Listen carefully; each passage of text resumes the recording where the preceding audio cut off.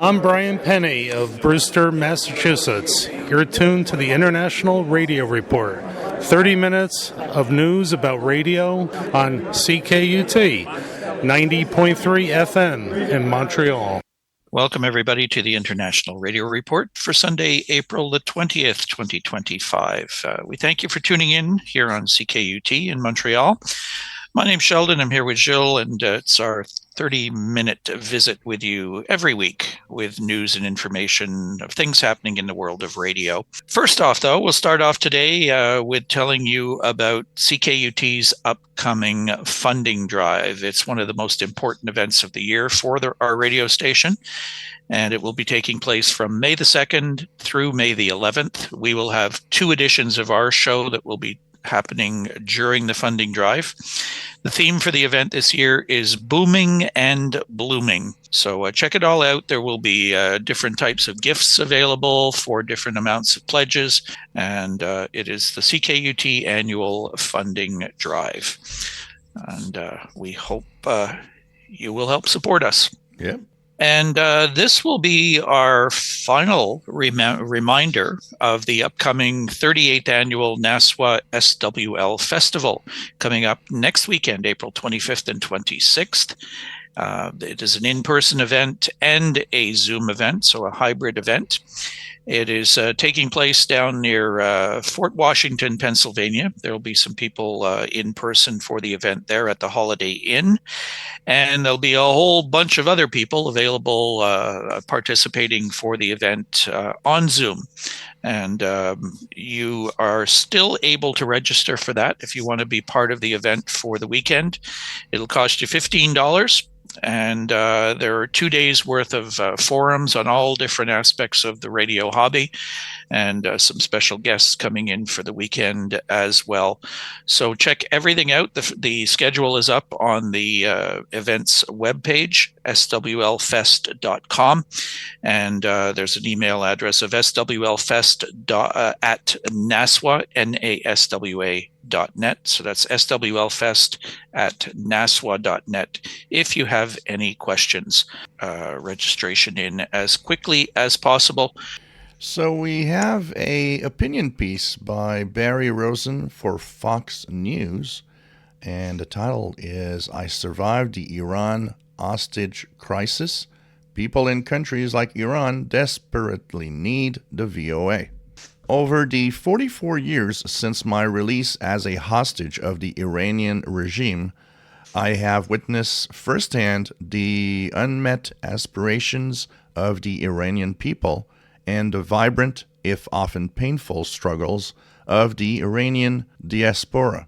Millions of Iranians have consistently and bravely reached for democracy, time and again defying a regime that has proven both unpopular and dangerous. For decades, the Voice of America, VOA, Persian service, stood as a beacon of hope amid darkness, a trusted conduit for uncensored news and independent analysis that empowered grassroots communities.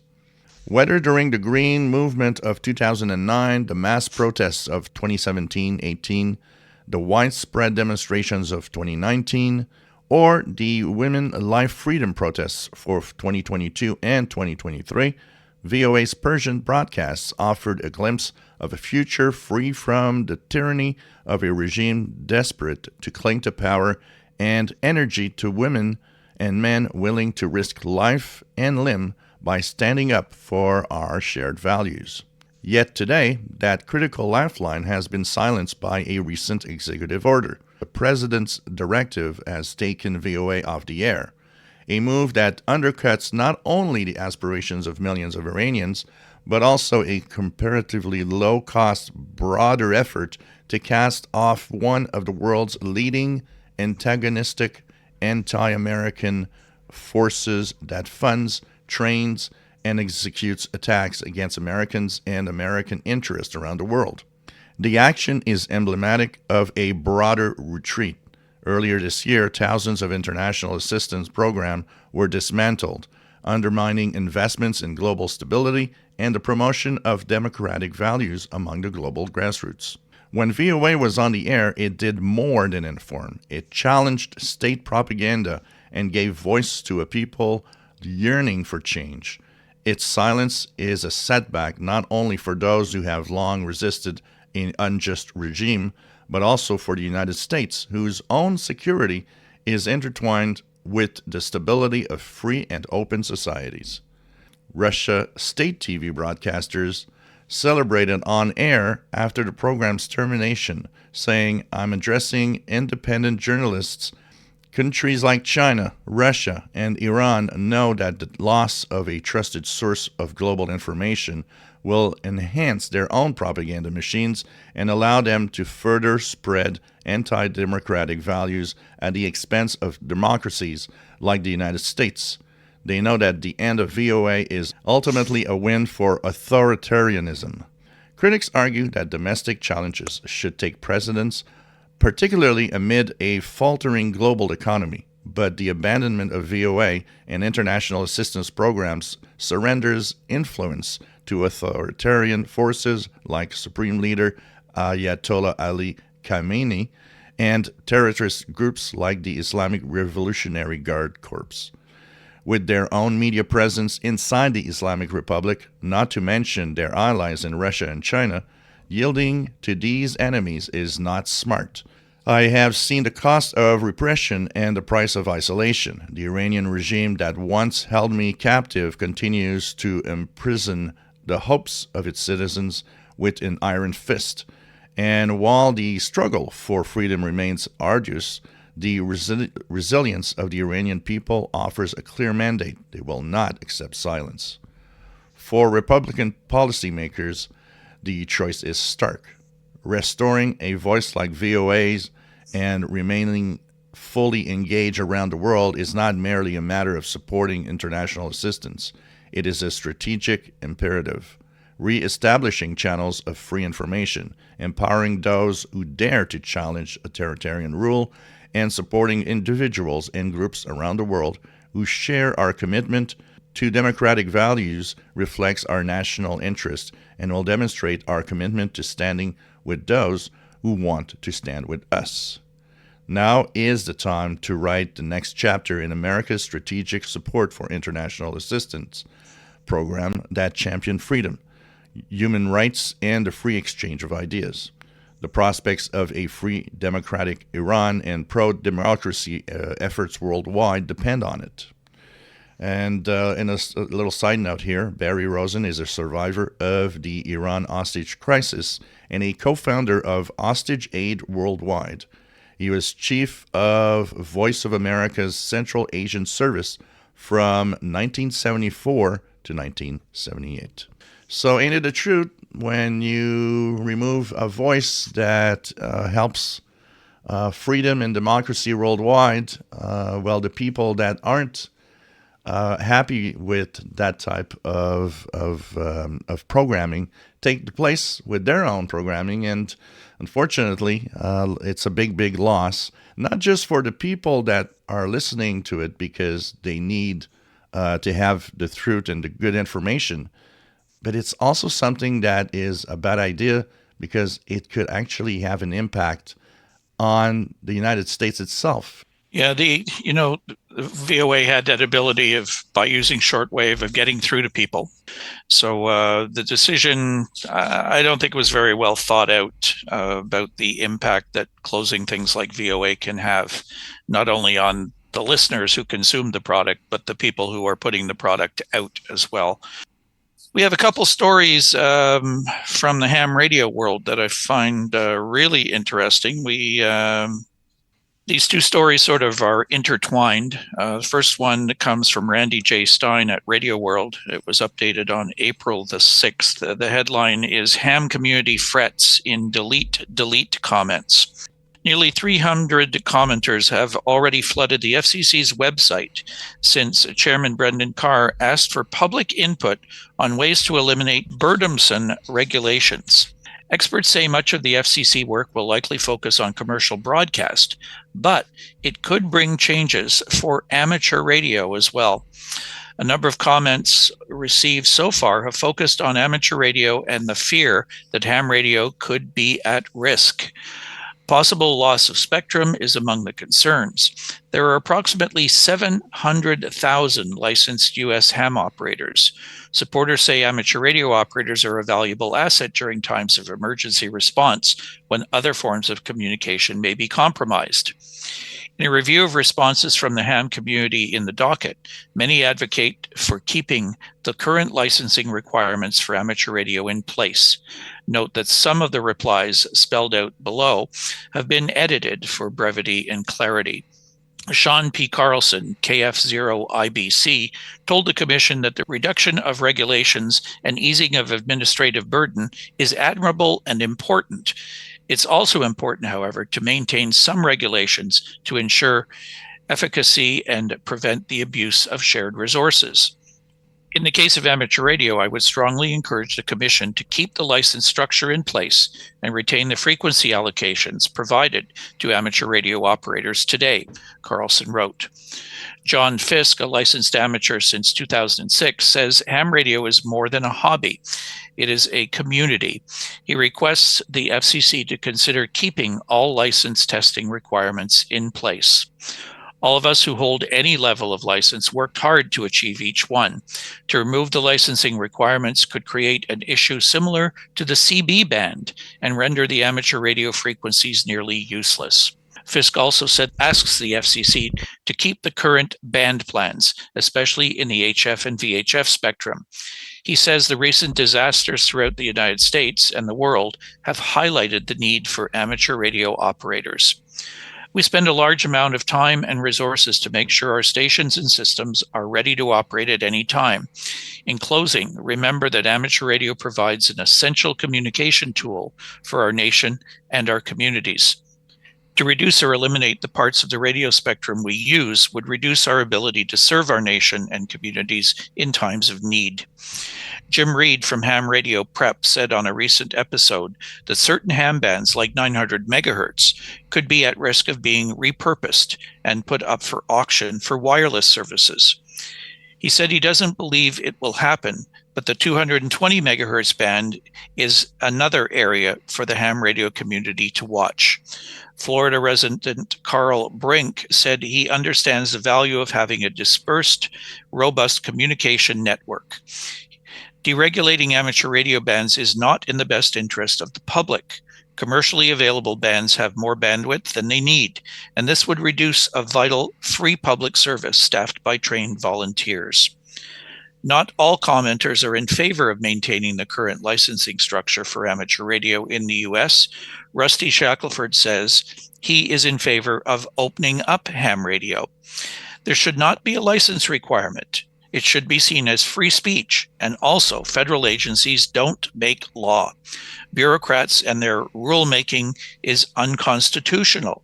Congress must be the only ones who make law, and executive agencies enforce the law, and then the courts judge it when it is enforced. The FCC is unconstitutional when they make, judge, and enforce their own rules. I like ham radio, but the requirement of a license is wrong, Shackelford told the Commission.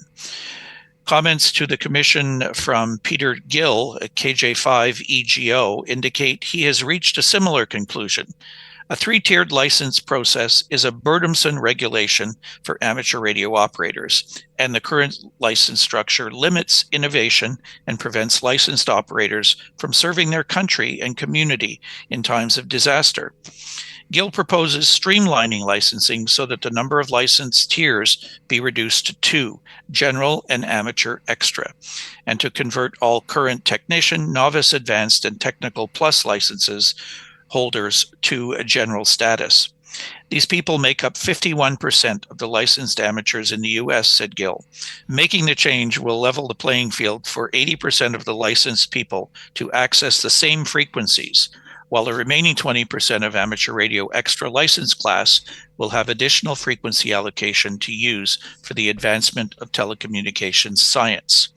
This will open up more modes of communication to qualified licensed citizens and encourage innovation across the radio spectrum, which drives America forward.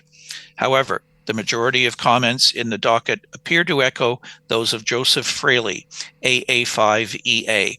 While I understand and support the goal of eliminating unnecessary regulatory burdens, I caution the Commission against any deregulatory action that would impair, limit, or reallocate resources, especially spectrum currently reserved for amateur radio.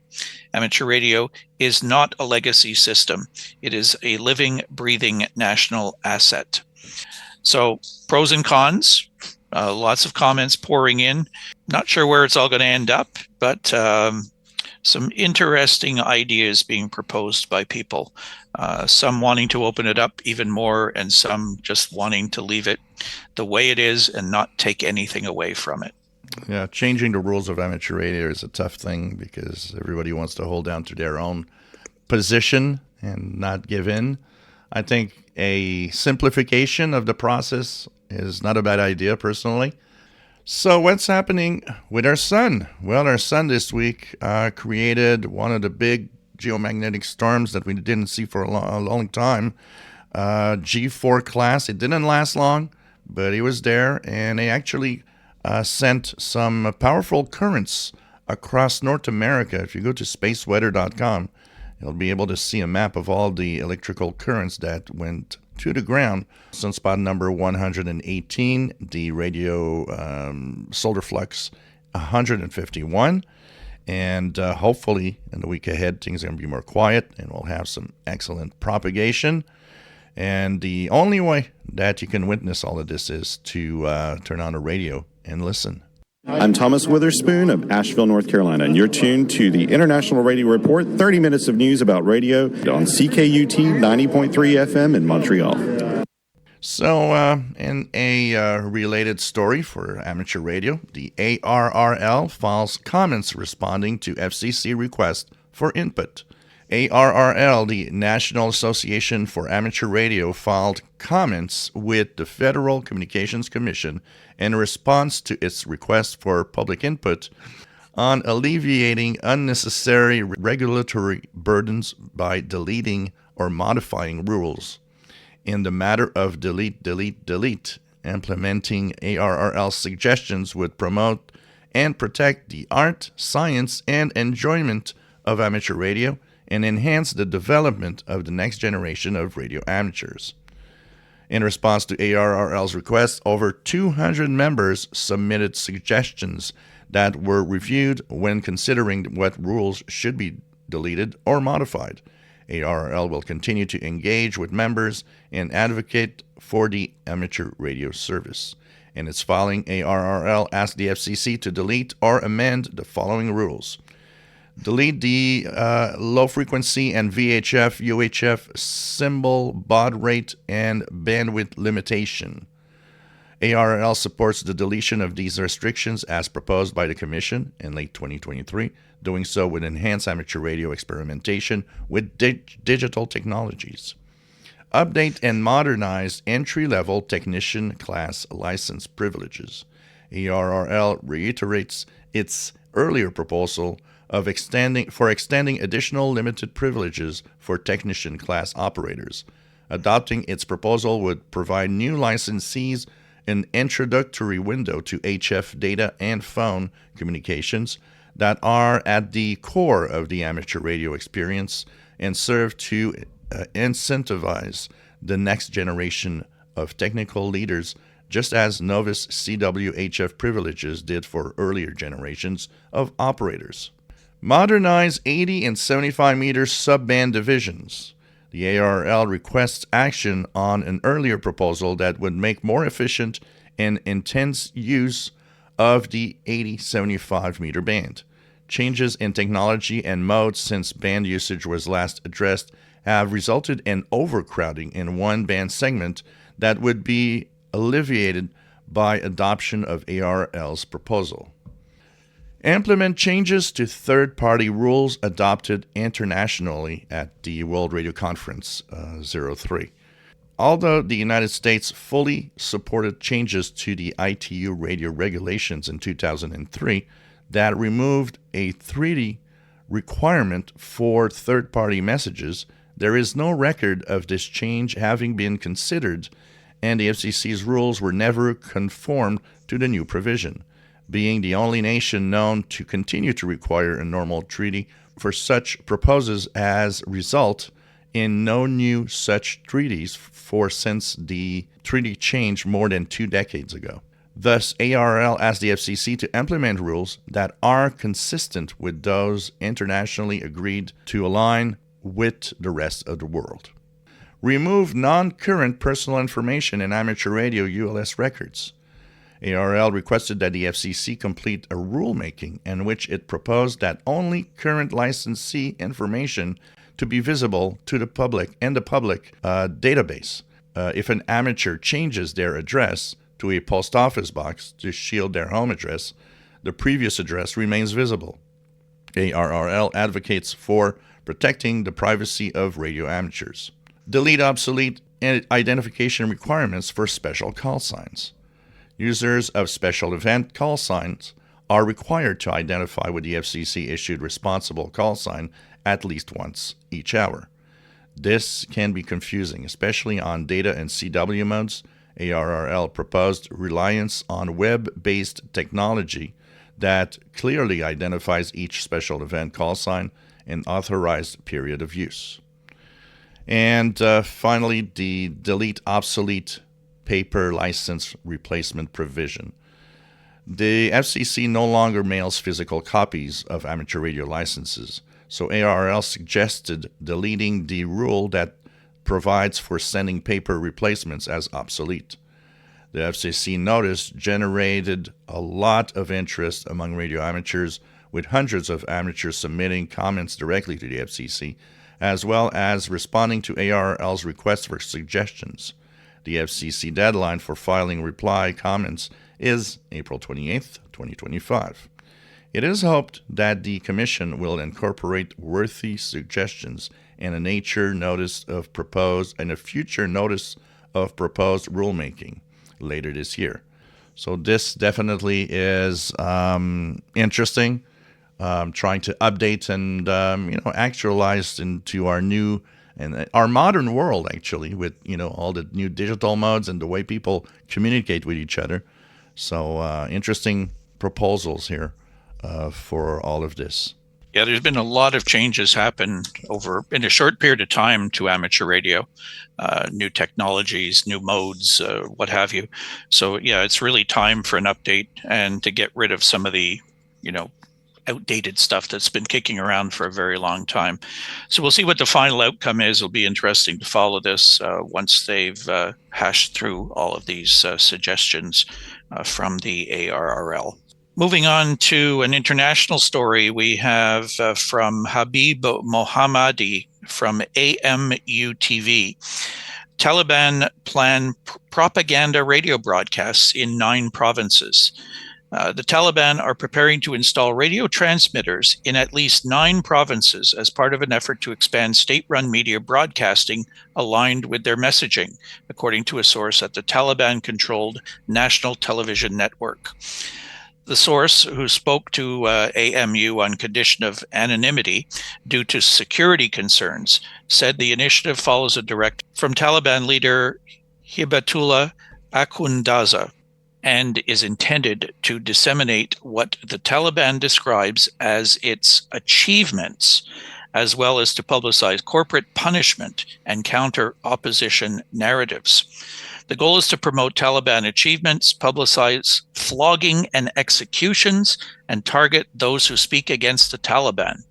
According to the source, the initiative began in Spin Boldak district of Kandahar province and is being overseen by Yusuf Ahmadi, who serves as the director of the Taliban-run Radio and Television Authority. Taliban reportedly plan to use equipment from the national broadcaster under their control, as well as radio infrastructure left behind by NATO forces after the 2021 withdrawal. The move comes amid continued restrictions on independent media in Afghanistan. Since the Taliban returned to power in August 2021, dozens of media outlets have been shut down, journalists have been arrested or intimidated, and content has been tightly censored, leading to what press freedom watchdogs have described as one of the most repressive media environments in the world. International organizations have repeatedly called on the Taliban to uphold media freedom and allow independent journalism, but the Taliban have increasingly consolidated its control over information, promoting content that aligns with its religious and political ideology. There have been no official public statements from the Taliban authorities regarding the expansion plans.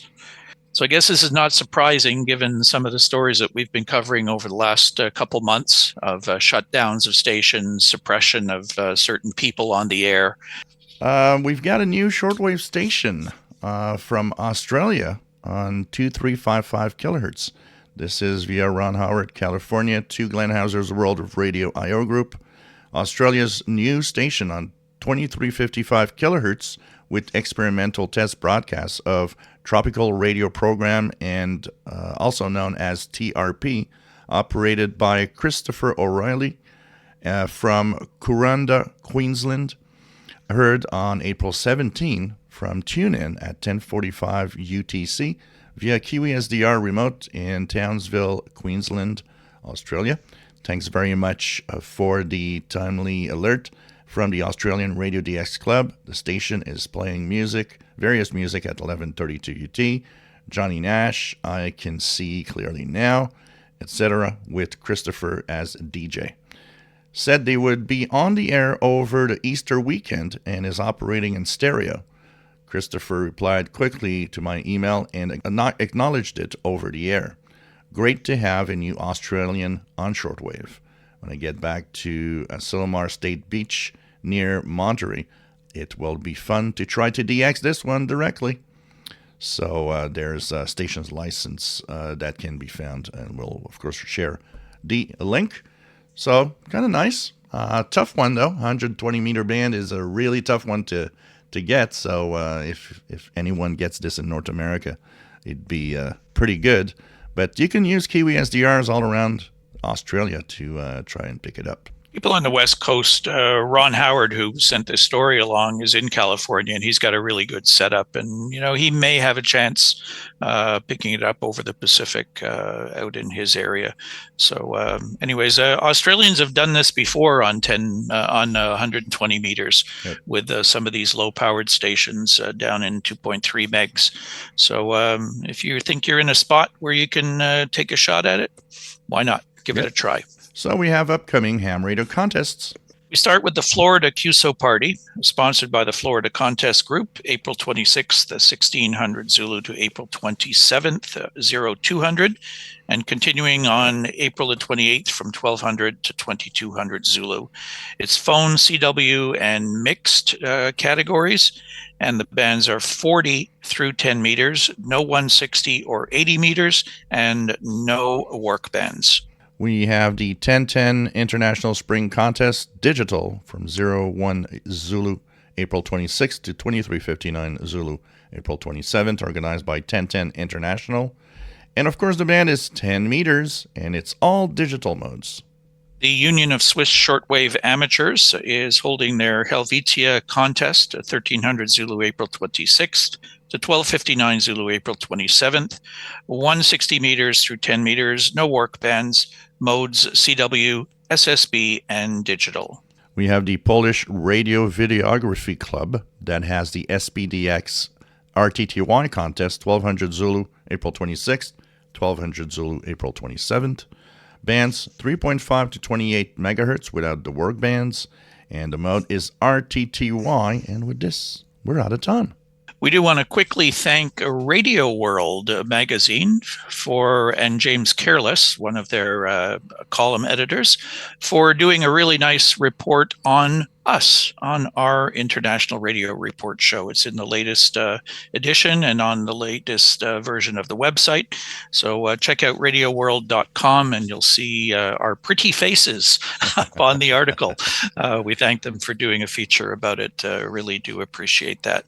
If you want to get in touch with us, our email address is radioreport@yahoo.com. And to listen to our show anytime you like, go to our YouTube channel, youtube.com/@IRR, and you can subscribe to the channel there. Thanks for tuning in. We will talk to you from the SWL Festival next week here on the International Radio Report on CKUT 90.3 FM in Montreal. Have a great week, and we'll see you at the fest. Bye-bye.